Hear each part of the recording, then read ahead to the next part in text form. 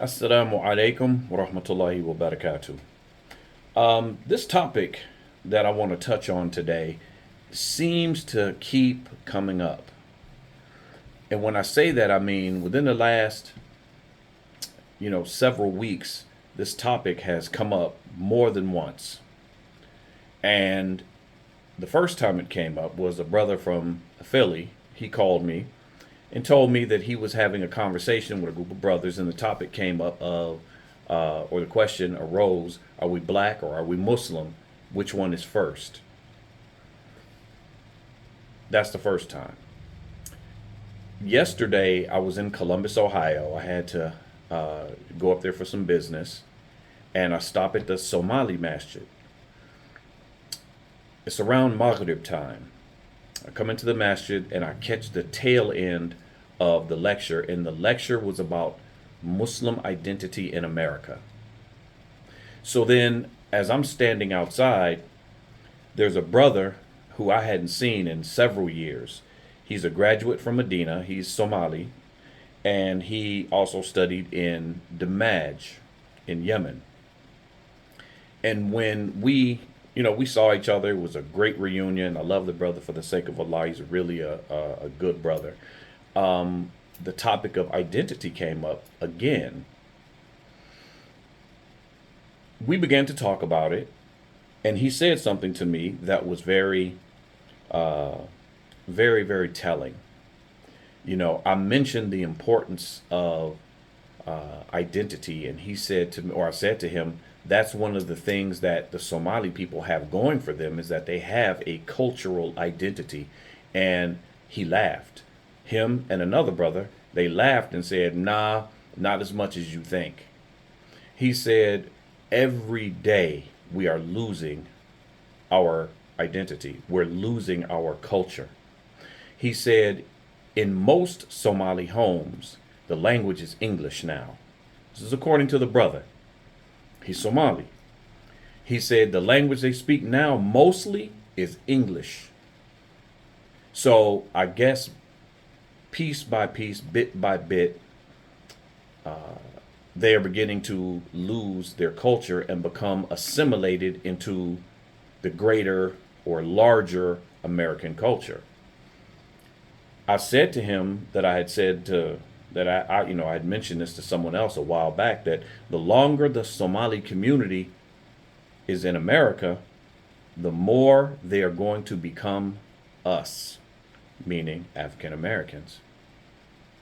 And when I say us, I mean they're going to begin to pick up issues.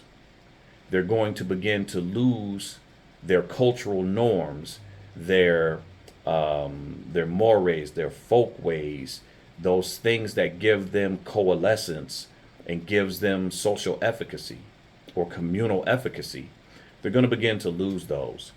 He's told me that now Somali brothers, he'll see them and they'll be tattooed up.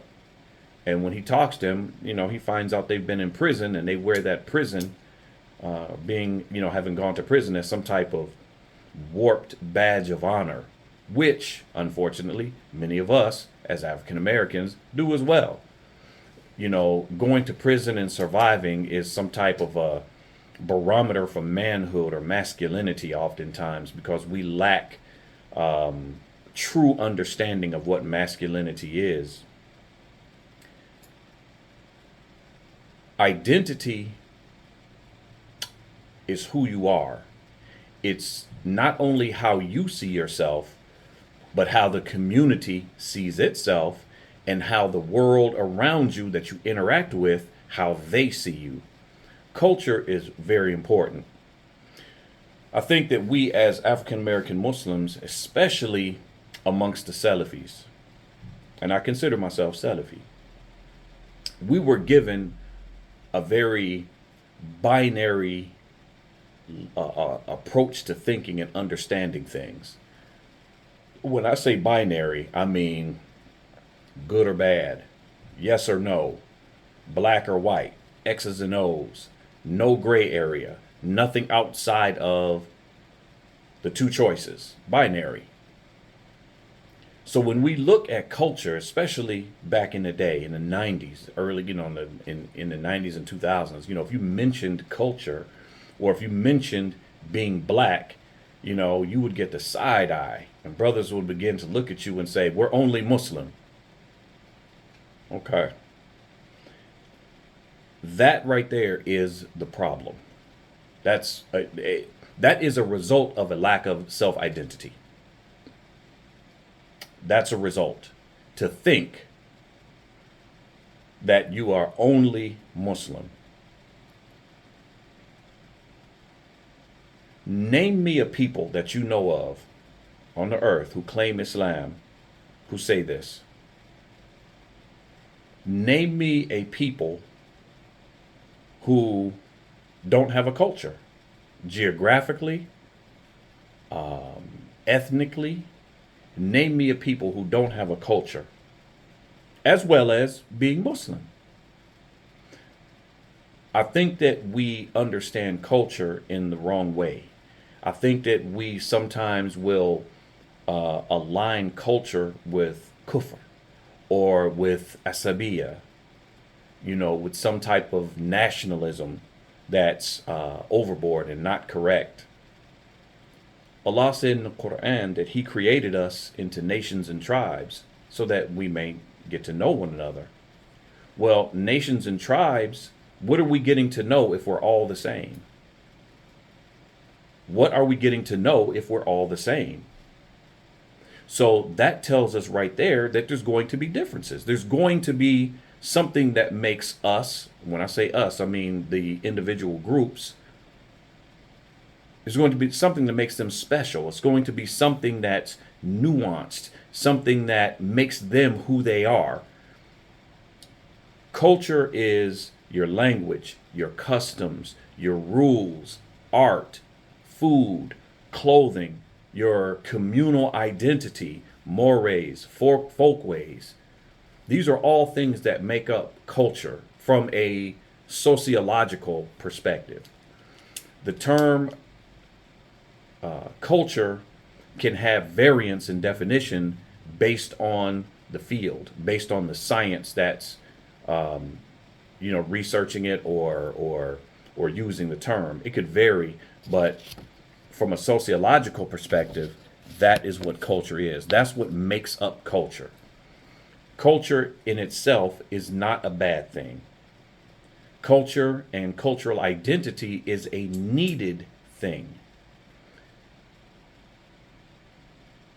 Islam gives us our parameters. Islam gives us our due bounds. It gives us the do's and the don'ts, what we can and what we cannot do. Islam beautifies everything. Everything that Islam touches becomes better if applied correctly, and that includes culture. So you can have a culture and that which defines you, that which gives you pride in being who you are. There's nothing wrong with being proud of who you are. The problem begins is when you begin to look down on others. If you don't look down on others and you don't put yourself on a pedestal and look down from the mountaintop and feel that your culture is better or your people are better, then it's fine to have culture. You have to have culture. You have to have identity. You need to be self-defining. Again, name me a people that do not have a culture. Do the Saudis have a culture? Do the Syrians have a culture? Do the Palestinians have a culture? Do they not have a language that they speak? Do they not have food that is specific to the Palestinians, food that is specific to the Kuwaitis, food that is specific to the Saudis, food that is specific to the Turks, the Turkish people? Do the Senegalese and the people from Mali and the people from all the other various Muslim countries, do they not have a culture? Do they not have clothing that is specific to them, that identifies them as being from from that group? So why do we as African Americans think different? Why do we think that we can't have a culture ourselves? That we aren't worthy of a culture? And we've been told that culture is something that is not needed. Identity, cultural identity is something that we don't need. All we need is Islam. And I asked the question, and please, I would love for somebody to answer. Name me a group of Muslims that do not have a culture. Everything that I named that makes up a culture. Oftentimes, the question will also be posed amongst the inner circle of African Americans. We talk amongst ourselves in group conversation, just like all groups have in group conversation. Why or how can these immigrants come here into our community, set up businesses, and flourish, and we can't? I'll give you the answer. They have a cultural identity that binds them together. They have a cultural identity. And that cultural identity comes with a moral base. It comes with a cohesion, a coalescence. It comes with a glue that binds them together. It comes with cultural norms. You know, that if you go against someone in that group, there could be repercussions. If you mistreat someone from your own group, you come from Guatemala, you come from Venezuela, you come from Egypt, you come from wherever you come from, Somalia, and you live in that community, everybody from those people know what it is. And they all agree to those cultural norms. And that creates a collective efficacy for the community. It's a safety net for the community. African Americans have been stripped of cultural identity. The cultural identity that we have as African Americans is oftentimes manufactured. We have, some would say that we have remnants of African culture, things that we do that can be directly connected back to different African cultures. And I would 100% agree with that. I took a class, a master's degree class at my college, and it was about African American communication. And the professor had authored a book that talked about this. And he pointed out some of the key points of things that we do as African Americans that have a cultural basis in traditional African cultures. The problem is we're not cognizant of it. We may do it, but we don't know why we do it. We don't know the origin of what we do. If you look at Arab culture, if you look at Asian culture, which I'm very familiar with both. I've lived in Asian country, Southeast Asian country, been around Southeast Asians quite a bit. I attend the Islamic University in Malaysia, as well as I've lived in the Middle East and North Africa, so I'm quite familiar, with the Arab culture and how they run their families and things. And they have the tight-knit family, stick together type of framework. You will often find in African American community that we have that as well, to some degree. The grandmother and the mother and the kids, and they all live in the same area project. They all babysit each other. They do each other's hair. They cook for each other. They come and go out of each other's homes. This can be traced back to some traditional African cultures. But again, are we cognizant of what we do and why we do it, the origin? So if we're just doing things because it's the norm here, then we don't benefit from that connection. I would go so far as to say that African Americans do not have a culture that extends past the shores of America, connected to a land base, a landmass rather. A culture that is directly connected to a landmass outside of America. As a collective, we don't. And that's a problem. Other ethnic groups absolutely do.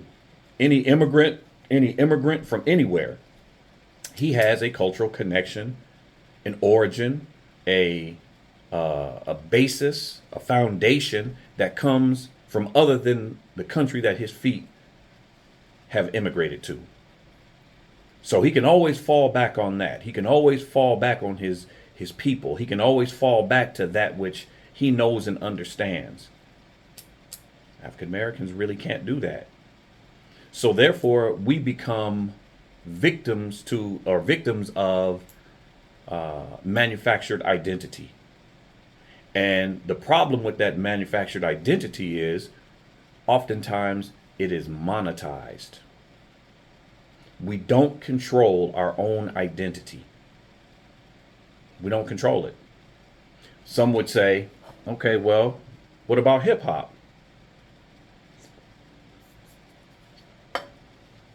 In the beginning, hip hop was grassroots. Hip hop was foundational. It was from us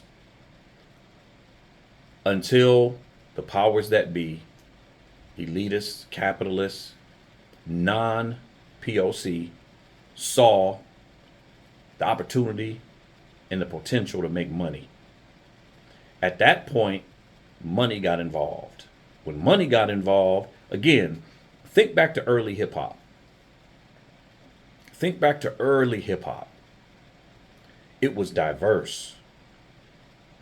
It represented many different personalities.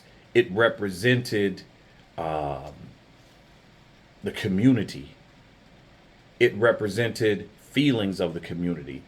The people who were the hip hop artists were from the community. And they weren't millionaires and trillionaires. They were just regular brothers, regular sisters who had a knack for the art form. Once hip hop became popular, and those from outside, those exogenous forces outside of our community saw the potential to make money, NWA popped up. From NWA, every gangster rap was, that was the birth of gangster rap, and everybody wanted to be a gangbanger. Everybody was from the hood. Everybody wanted to wear red or blue or whatever gang happened to be in their area. Do you think that was by accident? You think that was just by natural, it was organic and it was natural? Those who have the money and the power and control media have the ability to put images out, put those groups out that they want the community or they want the world to see.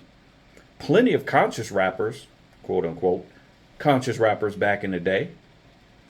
When gangster rap hit, conscious rap pretty much died. Your Public Enemies, your Poor Righteous Teachers, Boogie Down Productions, KRS-One, all these other groups, X-Clan, and all these groups that spoke to black positivity. They spoke to loving each other. They spoke to community and looking out for each other. They died out. Why? Because the people who had the power to control the message did not want that efficacy. They did not want that unity from that demographic. Just as easily as they put out all those gangster rap albums, they could have continued to put out Common and all the other groups that I mentioned. But it goes back to not controlling the narrative, not having self-agency, control of self-agency. Because we don't have that, we are like weeds that blow in the wind, and we go and we follow the trends of people that are not from us. Now, as Muslims, alhamdulillah, we're Muslims. And we are, and I'm speaking specifically to African Americans, we are African Americans as well. Or whatever term that that you're comfortable with. Some people aren't comfortable with African Americans. Some people say black people. Some say, African or American descendants of slaves. There's so many different acronyms for who we are, which to me, again, is another example of not having a solidified identity.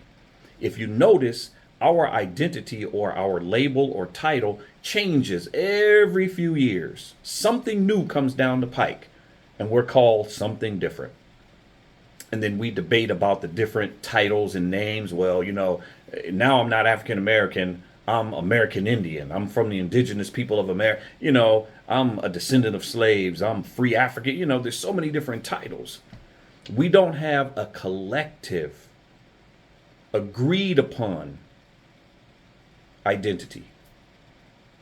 Whereas other groups, other ethnicities, other tribes, other people do. And again, as a collective, we don't control our own agency. It is controlled. And I asked the question, are we black or are we Muslim first? Or are we black or are we... To me, that is a very immature question. Underdeveloped. That question, and I don't mean that in a negative way, I mean it is the type of question that shows a lack of understanding of the overall picture. It is not, we don't live binary. We don't live either or, black or white, this or that. There's intersectionality in our life. There's intersectionality. There's overlap in our life. How many other groups, African, Southeast Asian, Arab, whoever, have you heard ask that same question? Have you ever heard a Saudi say that? If you have, how often? Southeast Asian, Indonesia, Malaysia, Maldives. How many Africans have you heard pose that question to another African? We are what we are simultaneously. We are black and we are Muslim. Alhamdulillah, we are Muslim by the mercy and grace of our Creator. But we also chose Islam. Islam, Allah gives us the ability to make choice. We choose to be Muslim. We choose. Allah opened up our heart to Islam and we chose it. We didn't choose to be black though. We didn't choose to be from whatever ethnicity or group or tribe or country. We had no say-so in that. But we did have somewhat of a say-so in Islam. Islam is it's the asl. It's the foundation. Everything fits into Islam. That which does not fit into Islam is discarded. Culture or no culture. That needs to be understood. If there's something from an individual or a group's culture that is not permissible in Islam, we discard it. Culture is a beautiful thing, but it has to fit within the framework of Islam. It has to fit within the halal. And that needs to be understood. Until we control our own identity, and until we understand that we can be who and what we are simultaneously. I'm black and I'm Muslim. I can't not be black. I can't stop being black. And I think that sometimes we get lost in allowing others to define us and tell us who and what we are and what we can and what we cannot do, who we can and who we cannot take from. I've said this in other videos. Name me an African American graduate from an Islamic university who's shown proficiency, who's shown success, who's shown the ability and the understanding and an upward trajectory in academia. Name me one that was not warned against. Let me take a sip of this while you think about that. Name me one that we were told, don't take from him. for whatever the reason is. And normally it's from somebody outside of our community. And oftentimes we have those who have drinking the Kool-Aid so much that they are from our community and they're ventriloquist dummies for those people that are outside our community. They're puppets for the people that are outside of our community, trying to tell us who we can and who we cannot take from. Whereas the people who are from us, who have gone and shown academic proficiency, who have shown that they have the ability to succeed academically and complete programs, and I'm not relegating academia strictly to universities. There are some brothers who have gone to villages, but they completed the program with the sheikh. They didn't go for 2 or 3 months and come back. They stayed for X amount of years, showed proficiency, finished the program, got the blessing of the scholar, and now they're back here in our community. And they get back here in our community and we're told, nah, don't listen to him. Listen to somebody on the other side of the earth who may not understand the reality of where we are and what we're doing. Now, the beauty of having brothers in our community who have gone overseas, who have studied, who are proficient, who have finished books, who have ijazat in several books, and who understand, are able to then talk to those scholars, get what needs to be taken from the Islamic perspective, but give us the application where we are.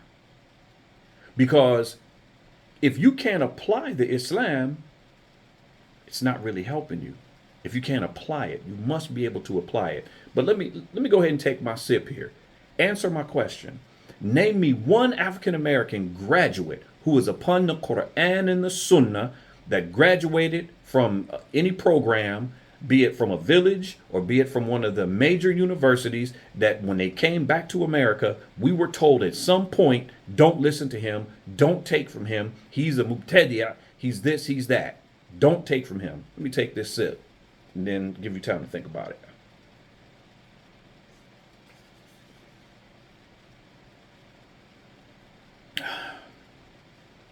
I picked this up in the Somali masjid yesterday. They had a whole case of them sitting there. You ever heard of this? It's a ginger drink. It's pretty good. Okay. I personally cannot think of one.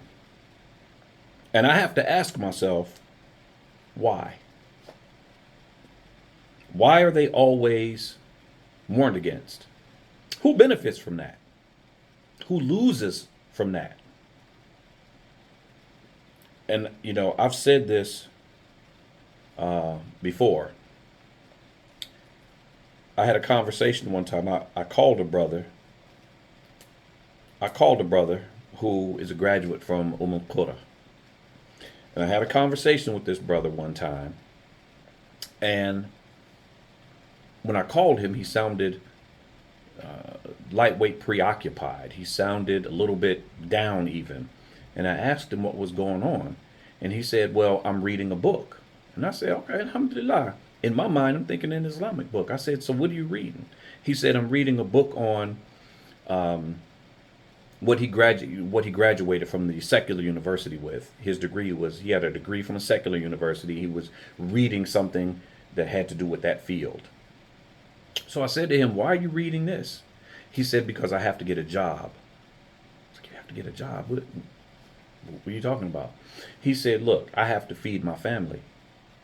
He said, the other ethnic groups, the main ethnic groups outside of African American community won't hire me because they don't want a black imam. But the Salafis can't afford me. They can't pay me a livable wage to take care of me and take care of my family so that I can be the full-time imam. So I have to go get a job. And then he went on to talk about the disrespect. He said, my colleagues, fellow students who were in the university who were from other countries, when they went back to their home country, they were received with respect. They were given position to benefit the people. They were given position and they were given respect. This brother said that when he came back to the black community, he was just that Negro that went overseas for a little bit. He ain't nobody. This is how we receive our best and our brightest. And then we wonder why we are constantly lacking, why we are in every aspect of the word, economically, educationally, healthcare, housing, understanding and application of Islam, the whole nine. Oftentimes, we are the lower hand. We are always standing there with our hand out, not really understanding, taking direction from anybody who has, any bit of the lugha that we think has knowledge. And this is problematic. We need to get our feet underneath us. I was in Singapore one time, and I'm gonna end this here in a second. I don't want to keep rambling on, but I just want you to understand and look at the different examples that I'm giving you of people who have a culture, who have a self-identity. They have that which makes them them. And it gives them a community. It gives them efficacy. It gives them coalescence and, with other members of their group. It gives them protection. It gives them a foundation. I was in Singapore one time and I fell asleep in the masjid. It was probably, I want to say Dhuhr or Asr. Either way, Singapore is on the equator, so it's very hot, very humid. I went to the masjid, I prayed by myself, and then I decided to take a nap. And I fell asleep on the floor of the masjid. When I woke up, there was a not huge, but a large group, 30 or 40 brothers, sitting toward the front of the masjid, toward the door, closer to the door. I was up near the front. I'd fallen asleep on the floor. When I woke up, they were all there. I was surprised, like, whoa, all these people. So I get up and I start to walk out. And as I'm walking past them, the brothers give salams and I give salams back. And then they call me over and want to know who I am and where I'm from, because obviously I'm not Malaysian. I look different. I dress different. And I told them, who I am and where I'm from and all. Come to find out they were Tablighi Jamaat. Southeast Asian Tablighi Jamaat. Not one of them was dressed like a Pakistani person. Not one. They were all dressed as Southeast Asians. There were a couple Africans sprinkled in this Jamaat. You have to understand how Singapore is set up. Singapore is very, very, very diverse, very multicultural, multi-ethnic. There's a little bit of everybody in Singapore. So, alhamdulillah, there were a few Africans dressed or in the group. Guess how they were dressed? Guess how those Africans were dressed? They were with the Southeast Asians. They were part of the Jamaat Tabligh. But guess how those Africans were dressed? Let me take another sip here and let you ponder that question.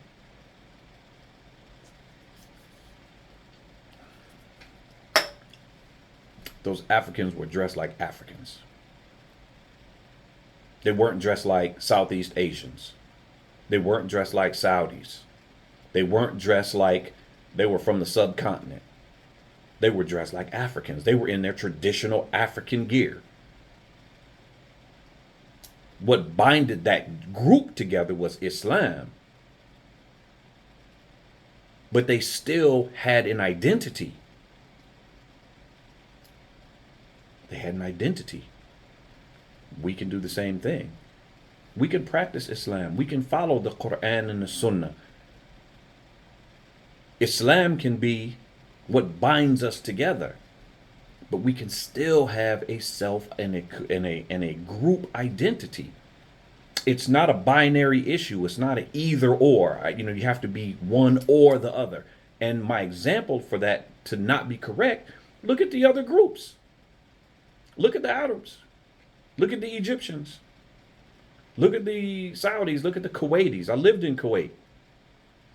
Kuwait isn't Saudi. Kuwait isn't Bahrain. Kuwait isn't Dubai. The Kuwaitis have their own culture. Even in the language, when you look at the language of the Quran, the language of the books of Sunnah, the language that the ulama teach in is Fusha. That's what we all go overseas and study. Fusha. But on the street, the people speak their colloquial language. They speak their Amiya. Fusha is what binds.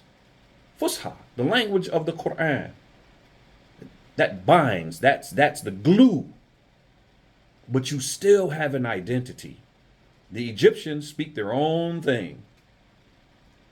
Different from the Syrians, different from the Kuwaitis, different from the Saudis, different from the people in Dubai.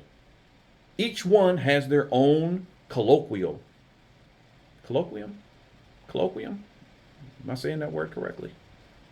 They have their own cultural language, way of speaking Arabic, that if another person from another group hears it, they know, oh, okay, he's from Egypt. Oh, he's from Saudi. Oh, he's from Syria. And they're not any less Muslim. They just have an identity. And I think that we have been taught incorrectly. We've been taught to look at things black and white, X's and O's, ones and twos. And that's just not how life works. There's intersectionality and there's overlap. And I think that until we come to grips with that, we're going to always be that red-headed stepchild, even amongst the Muslims, we're going to be looked at as them. You know what I mean? If you're African American, I think you know exactly what I'm talking about. You know exactly what I mean when I say that.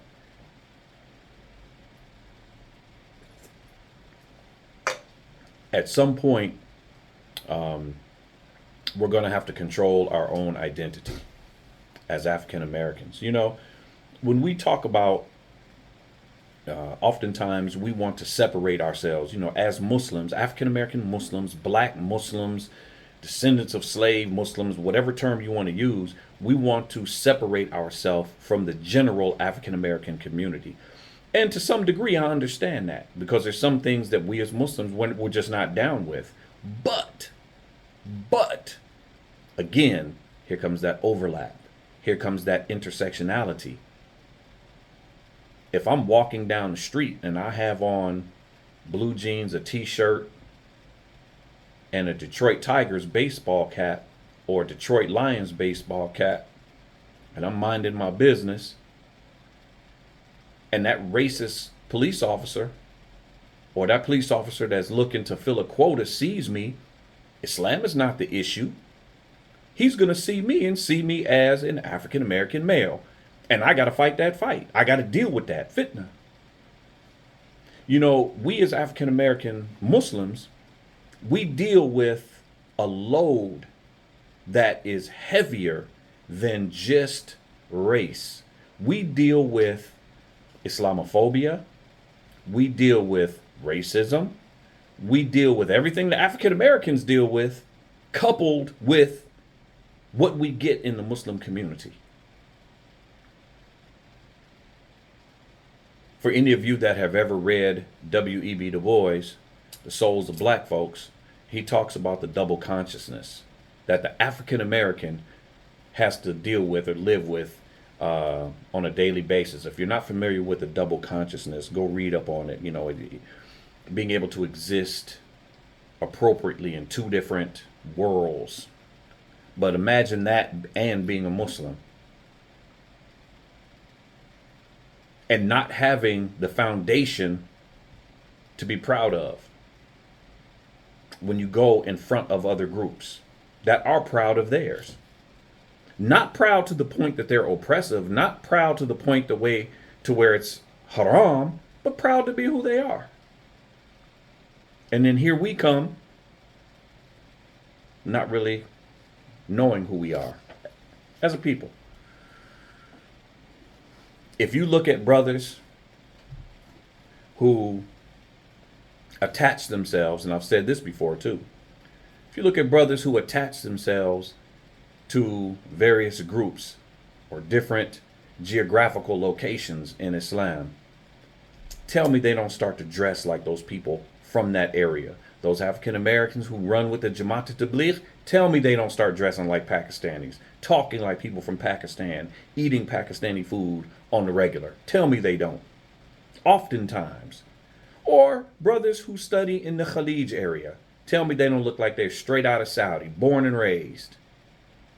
Which, how you dress is how you dress. And that is the flip side to not having that identity, is that we as Muslims, Allah created us, divided us into nation and tribes so that we may get to know one another. I can dress like I'm from Senegal one day, and it's okay. I can dress like I'm from Southeast Asia. I have on a Southeast Asian kurta right now. Kameez. It's from Singapore. Or Malaysia, one of them. Singapore, I think. I could dress, I have Egyptian thobes. I have athwab from Kuwait. But there's not a sense of inferiority connected, or a sense of superiority, connected to anything that I have. I just wear it because it fits the Islamic, and it fits the Sunnah, and it fulfills the criteria for Salah. And it's part of my identity. I'm a Muslim. I am African American, I'm black, and I'm Muslim at the same time. When you see me, you're going to know I'm African American. Then again, depends on where I'm at. I've been taken for everything, but that's not the point. That is, to me, one of the pros of our situations, that we can wear, imagine if you saw a Saudi. How often does this happen? Somebody born and raised in Saudi Arabia dressing as a Nigerian. Why doesn't that happen?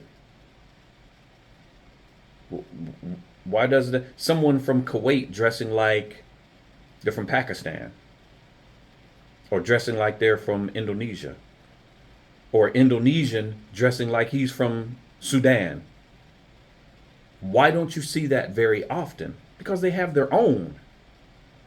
They have their own. Not to say that they can't wear those types of clothes. Some very well may do it, but I'm talking in general terms. How often do you see that? You don't see that very often. Why? Because they have their own. And someone may gift them a garment and they wear it every now and again, and that's great, but they still have their own, and they know that. We as African Americans really don't. So I think this is a topic that really needs to be discussed more in depth. There is a plethora, an abundance of academic works that speak to identity and how identity is created, how culture is created and maintained. We have to understand assimilation. Again, we look at the Somalis, and according to a few Somalis that I spoke to yesterday, again, one is a graduate from Medina, as well as he spent time and studied in Damaj. He himself said the longer they're here, the more they lose their Somali culture. They're beginning to be assimilated. They are beginning to be engulfed by the larger American dominant culture. And I fear for those brothers, man. I love Somali people, man. I do. I could tell you some stories of the generosity and love that Somali showed me when I lived in Columbus, Ohio. Mind-blowing. Mind-blowing. Great people. Love them to death. Their food is banging. Love it. And I only wish the best for them, man. I ask Allah to preserve those people and protect them and keep them together and keep them upon the Quran and the Sunnah, and maintain their identity and not to become what the society wants them to be or is guiding them to be. And when I say the society, I mean the greater or larger non-Muslim society. I hope these people maintain their cultural identity and who they are and keep it close to them and transmit it to their children and grandchildren and keep their children close.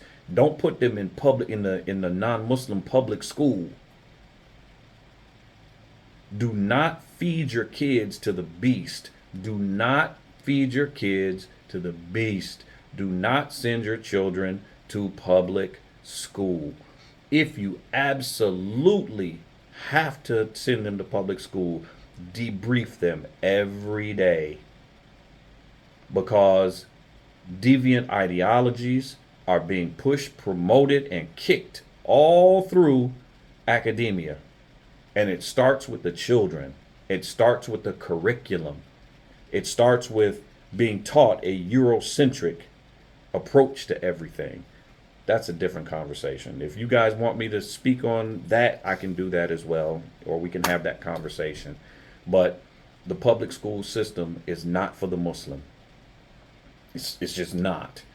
And if you have to send your kids there, you have to debrief them. You have to. If not, good chance you're going to lose them, Muslim or not, whatever culture you happen to be from or not.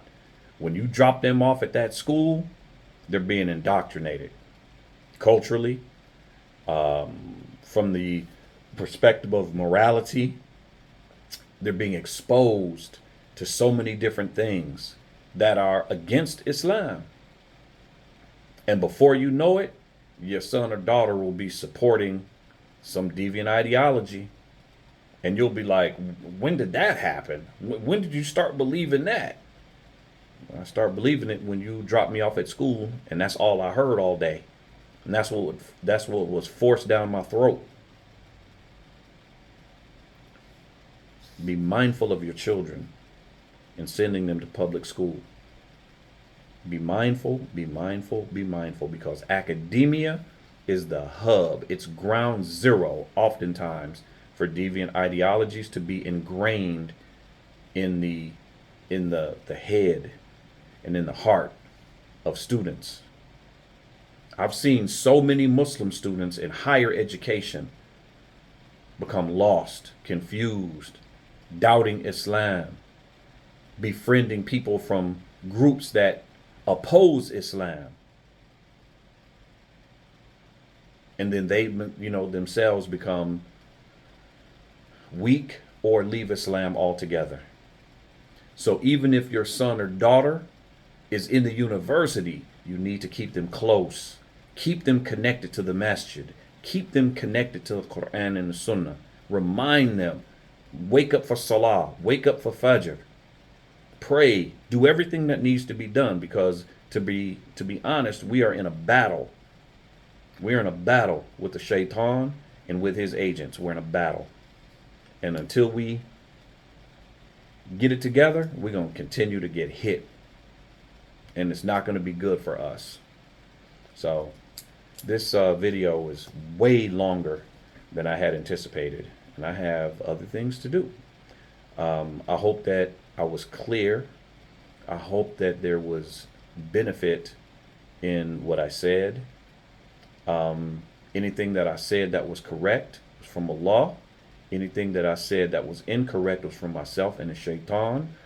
Any misunderstandings that I have Islamically, please point them out. And if I find it to be correct, I'll change. My feet are not cemented to anything. Knowledge comes. And as knowledge comes, we reevaluate positions based on incoming knowledge. If somebody has something to, in reference to anything that I've said that's Islamically not correct, please point it out. If you agree with what I said, share the video. I'd appreciate it. Hopefully I said some things that many people maybe have felt but never said. If that's the case, share the video, please. Like and subscribe. I would love for my channel to grow a little bit, because I have a true love in my heart for Muslims. I love the Muslims. And I have a love and affection for African American people. I'm from African American people. I'm from West Side of Detroit. My family's still in Michigan. You know, I have love for black people too. I don't love everything they do, but you know, I understand the sociological reasons behind some things. So I don't always hold them accountable necessarily or 100% because I know that there's some reasons why we do what we do. Anyway, nonetheless, um, I'll leave it right there, inshallah. Assalamu alaikum wa rahmatullahi wa barakatuh.